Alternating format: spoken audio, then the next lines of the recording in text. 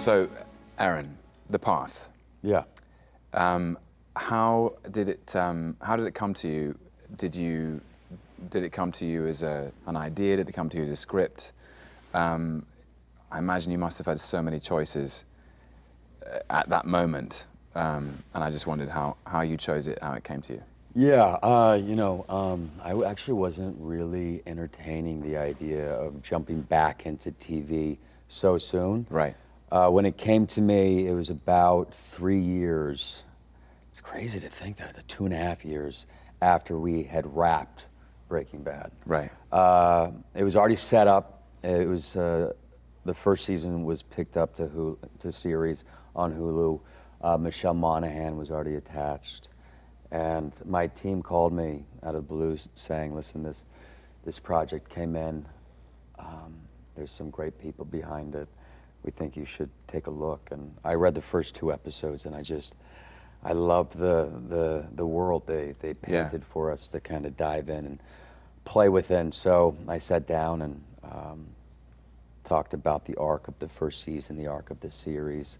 Wanted to see if there was an end game that they were riding towards, and I loved it. And so, and plus I love Michelle Monaghan. She's great. She's so brilliant, and to play her husband was, You both have a really strong relationship in it too. I've only seen the first 2 episodes, but it's really already by the end of the second, it's really complex. Yeah, it's a pretty intense show. But happy to jump back into TV. But what about you? What was it in? I just was intrigued. What was it about? It must be so difficult in the wake of Breaking Bad, which is such a landmark piece of work. I mean, and it's also, we'll talk about that later maybe, but I'm just interested in how many years of your life were taken up in that endeavor. Yeah. Just how many years was it? It was 7 years. 7 From years. pilot to Amazing. the finale. Yeah. It was 7 years in New Mexico. And getting to know one character. Yeah, really diving into this guy's skin, and I was having nightmares as that guy. He really felt like he was a piece of me. Right. And also imagine when a season is over and you have a break and then you come back, do you feel like it's like re-meeting an old friend or something? Yeah, it's nice. It's a familiar skin to kind of zip back on. Yeah. So then how do you go from, so you had 7 years, 7 years of Jesse. Yeah. And then you start a new show, and how does is it a different creative process as you build the character? You sort of, because he must be less familiar to you in a way. Yeah, absolutely. That's what's so great about TV. You know, with film, you have 100+ pages to really kind of get to know the character that's on the page. Yeah. And then it's up to you to really create a backstory. Maybe the backstory's already there for you.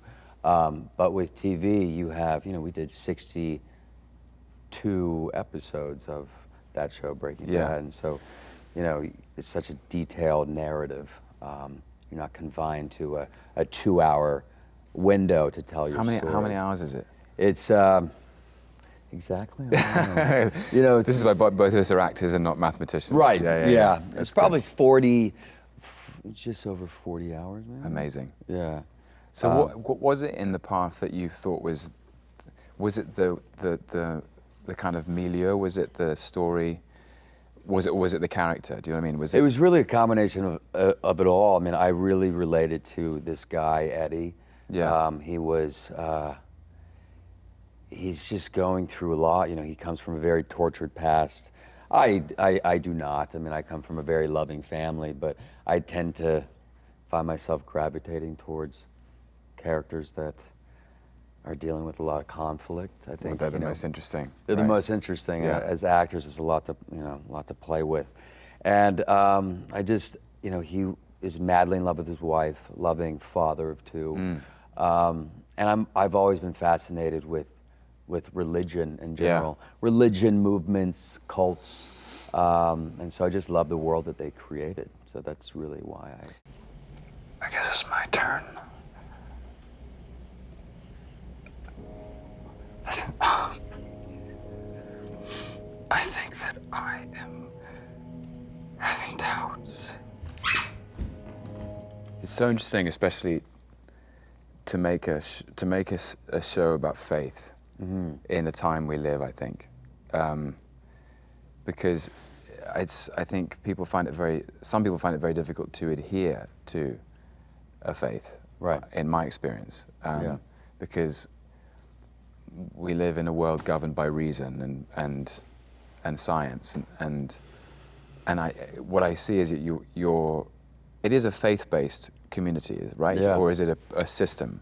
No, I mean, It's so interesting because I wasn't quite kind sure. of a combination of, I mean, there's a ladder that they are all trying to climb. Yeah. There's 13 rungs to the ladder, Yeah. and they believe that they live a life of transparency, no lies, and be a good person, help one another, slowly work your way up the ladder, and by the 13th rung, their belief is you will become pure energy and light. Right. And then live happily ever after in the garden. That's, that's their heaven. Right, right. So there's just so many different groups of people, organizations, movements, religions, providing these answers that Yeah. people, they want their questions to be answered. Yeah. And so that's what always has fascinated me with religions in general. I'm guessing Eddie doesn't make it to the garden by the end of the show. I don't know. We'll see. We'll see. Yeah. But what about you? I mean, Sure. you are a big, brilliant movie star.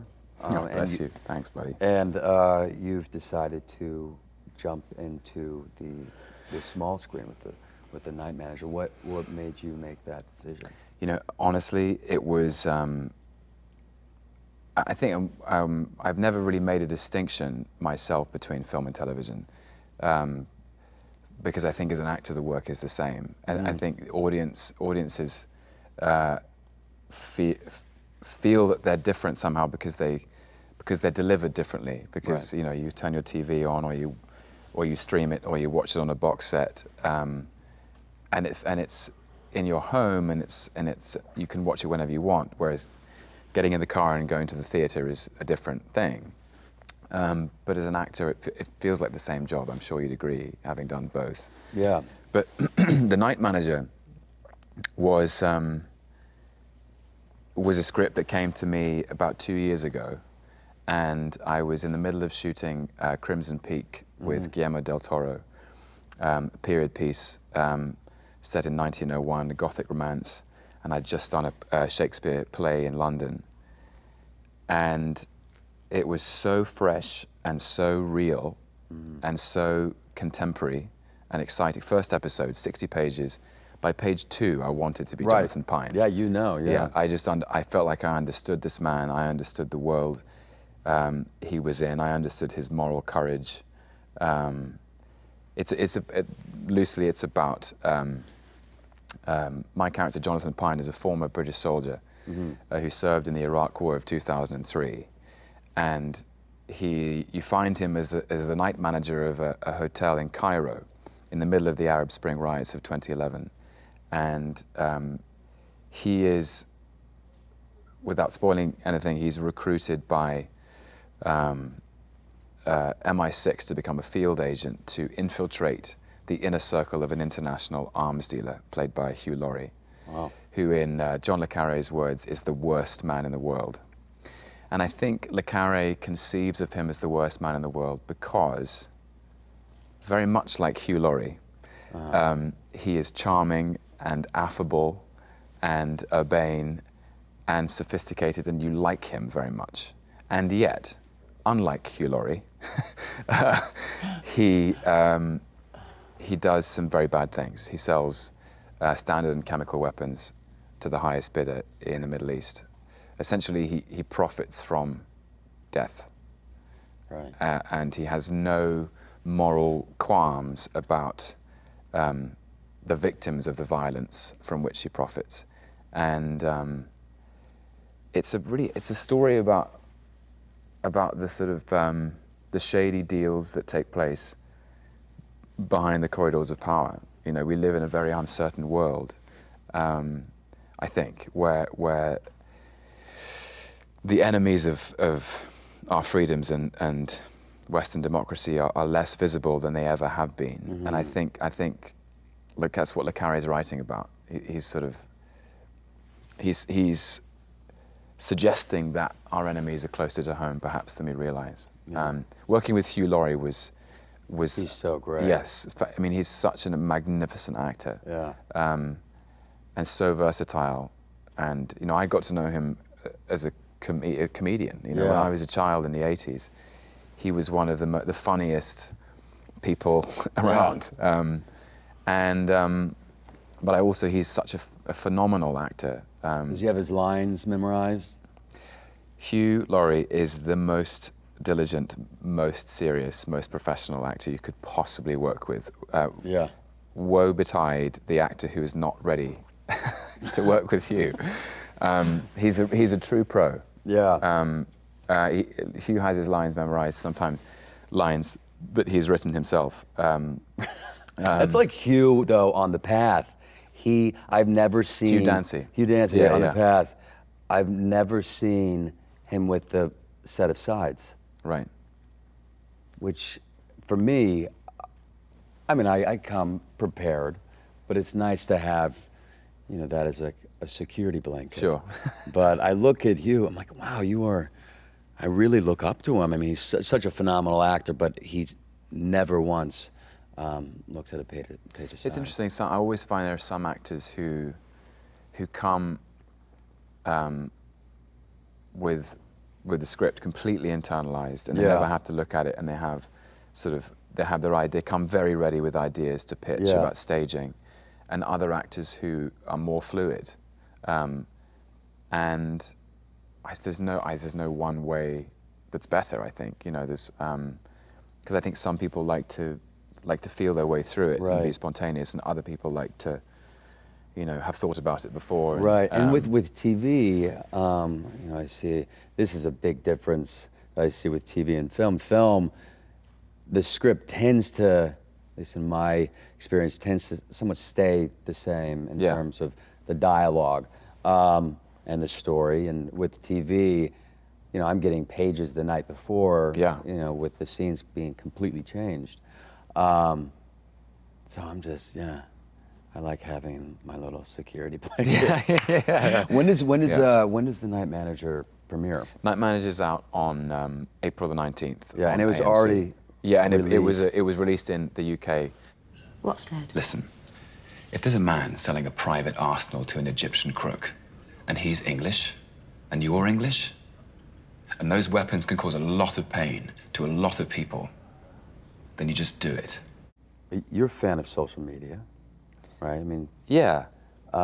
it's, as am I. I mean, I tend to, I don't know, it's just a way to really connect with absolute strangers that happen to maybe Yeah. like what you're doing. Yeah. It's connecting the world. But when did you get involved in social media? I was talked into it, actually. I was talked into joining Twitter by randomly P. Diddy in Vegas. Wow. He's like, you got to join Twitter. It's like the wave of the future.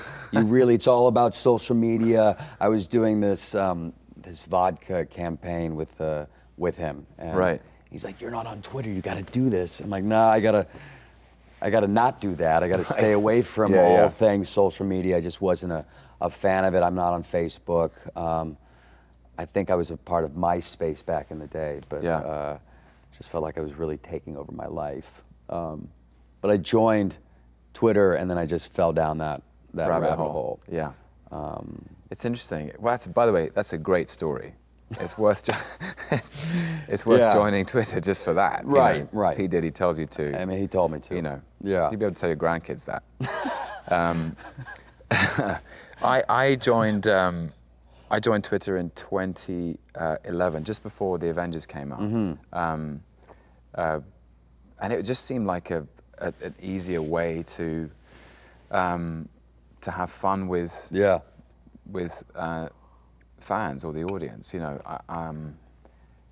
there seemed to be such an extraordinary enthusiasm, and it was just, you know, just at the beginning, really, of all the Marvel films coming out. Was it their idea? Was it Marvel suggesting No, it? I was on my way to a Comic-Con with Mark Ruffalo in New York, and that's when I decided to join. I was like, I'm on my way, and then suddenly I was talking to people in the car who were going, and it was really fun.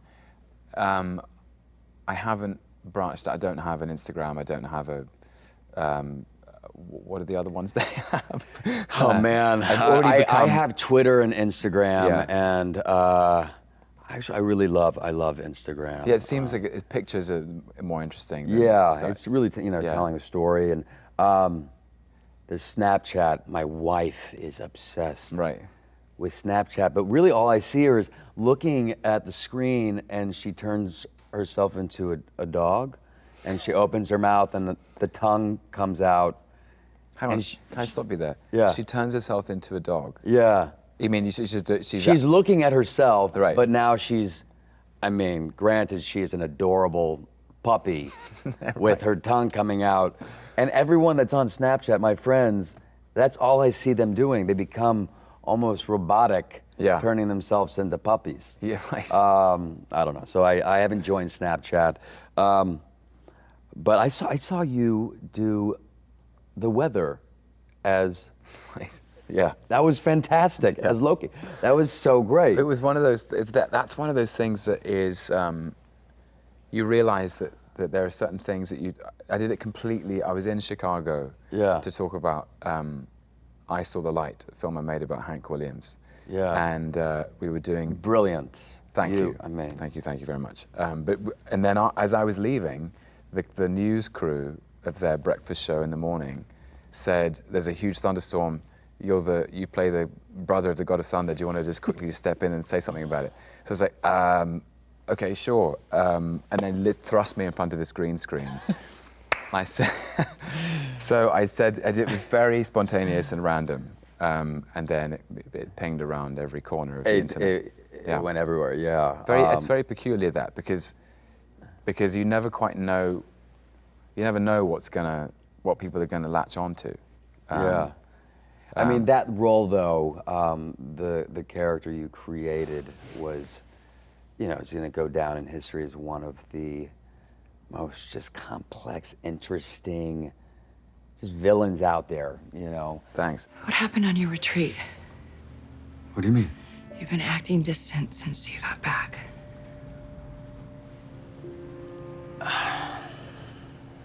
Yeah.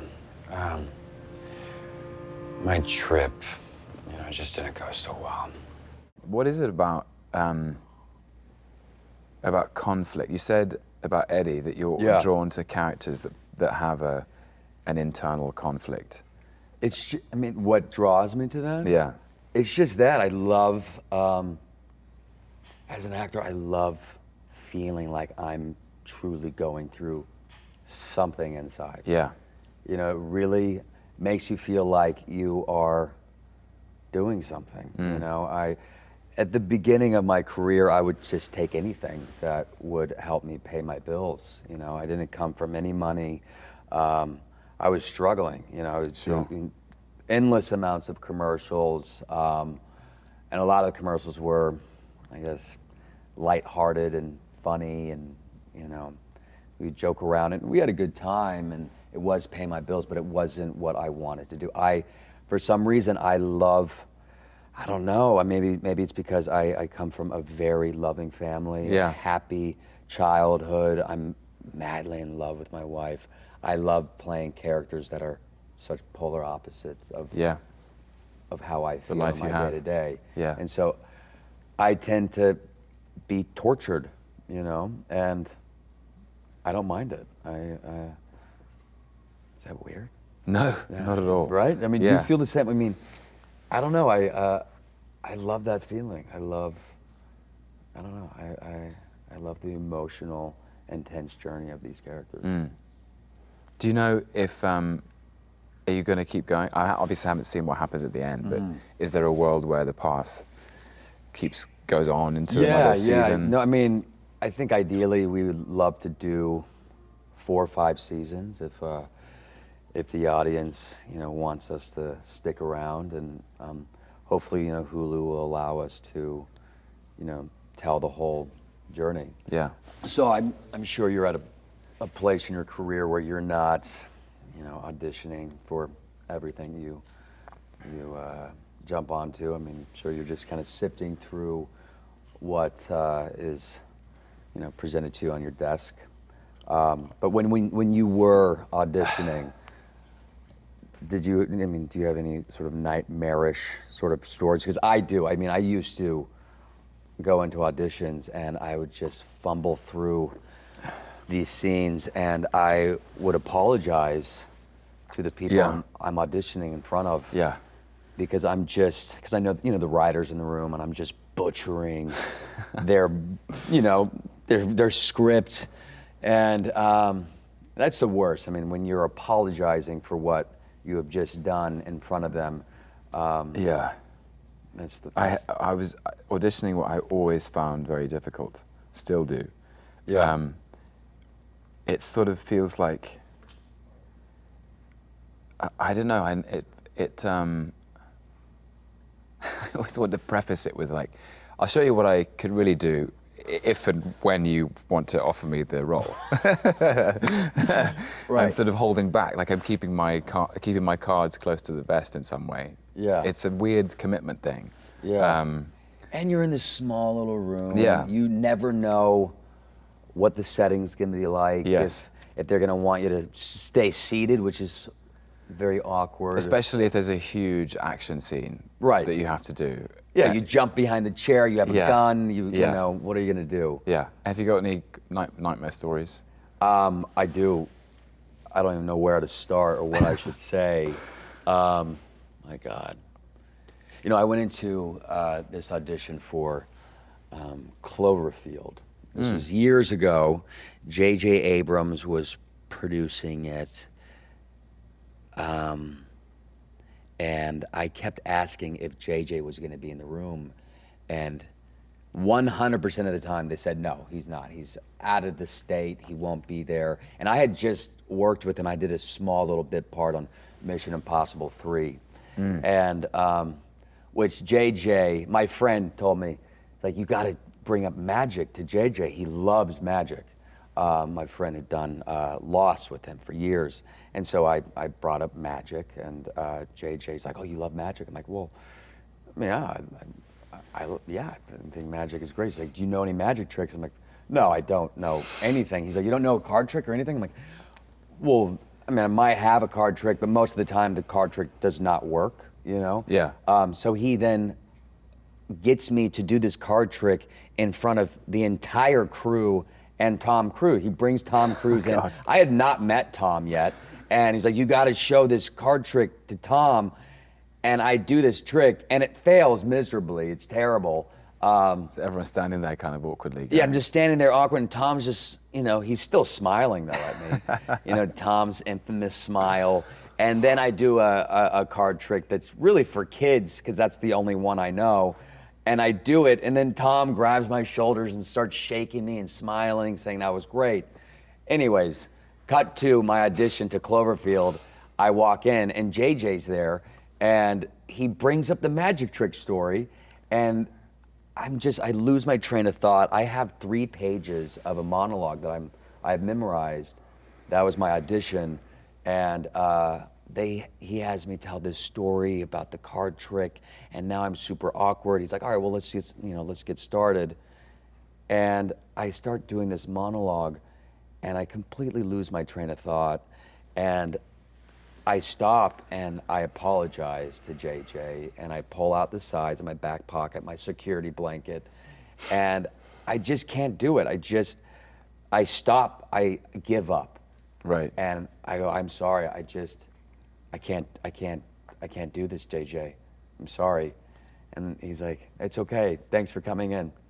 I'm like, see ya. And I walked out. It was awful. That was probably my worst.